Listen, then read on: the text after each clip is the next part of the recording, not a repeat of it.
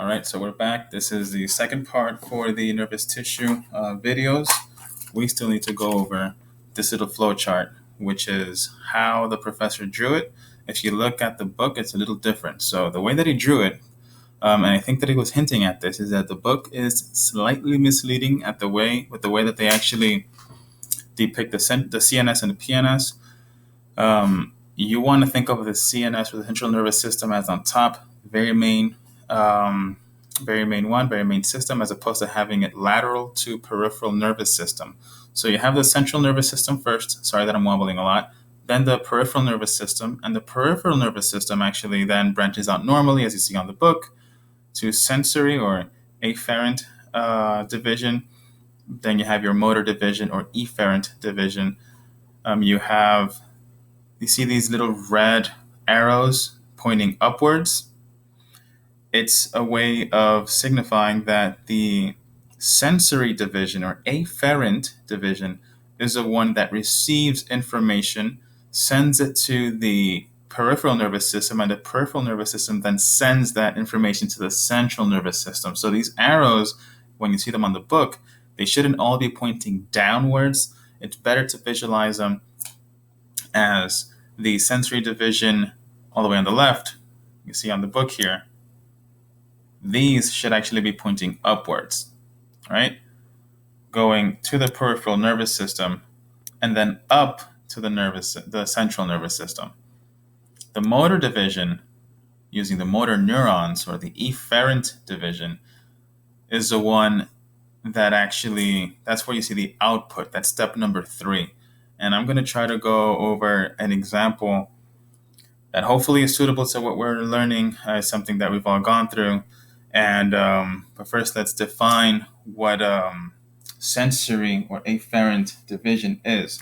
So on slide number 12.7, you're going to see that your sensory or afferent division, it carries sensory signals from from various receptors to the CNS, is what we just said. So your sensory brings it up to the CNS, and we're going to try to do this little flashcard. All right, so sensory in parentheses. Wow. In parentheses, we're going to put afferent. It's not working. Hold on. Okay. Afferent division. So it carries sensory signals from various receptors. From various receptors to the CNS. And you want to think of this as input, or step 1. Step 1 for task processing. And that's bothering me. That has to be capital. Now we need to know that we have visceral and somatic afferent division. So as you see on the book, we are now defining right here visceral sensory division and somatic sensory division. So we know what CNS is, we know the brain, we know the spinal cord, we know PNS, we know sensory division now. Now this divides into visceral and somatic sensory division. So just remember, the only thing that's changing here is just that very first term, visceral and somatic. So visceral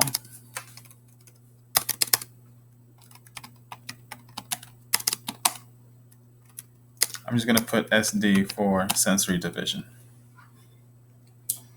So visceral, I'm just going to put organs. All right.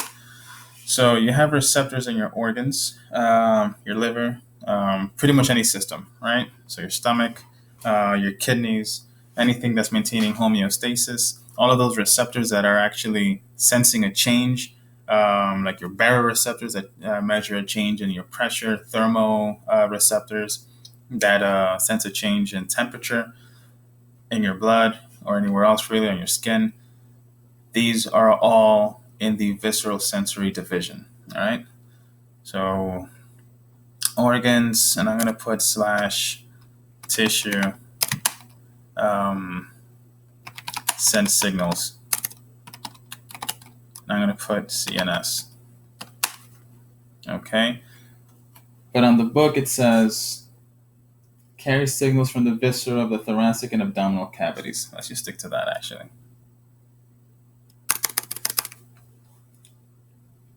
So, viscera of the thoracic and abdominal cavities.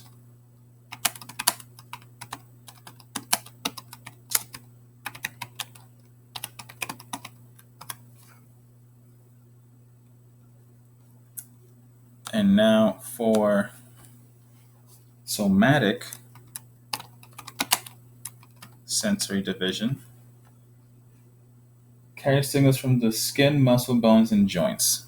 So body, really. Anything that's very related to the body. So we have skin, we have muscles, we have bones, and we have joints.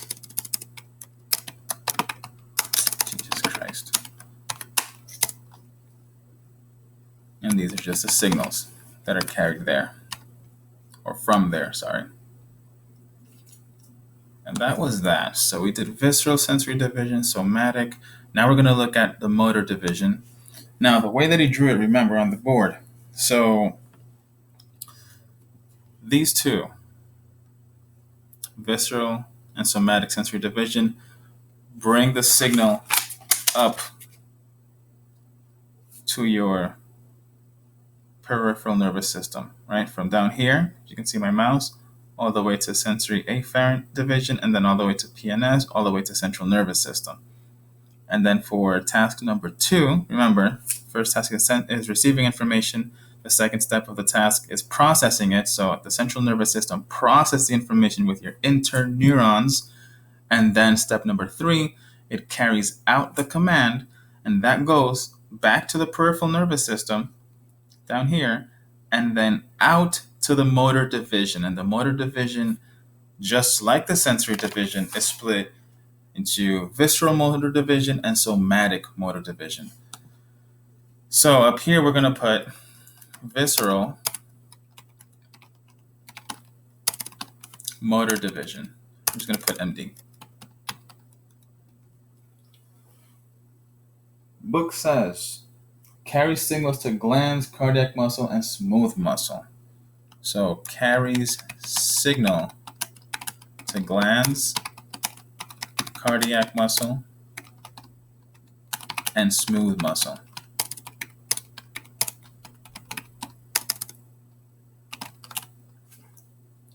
This little flashcard right there. Now for this one, for somatic motor division, we already know that it carries out the signal to the skeletal muscles. So carries out signals to skeletal muscle. And a good example of this, maybe, is a mosquito lands on your arm, all right? You feel it, and you use, and I'm going to show you right here. So mosquito lands on arm, step 1, all right? You feel it with your somatic sensory division. Remember, your somatic sensory division includes your skin.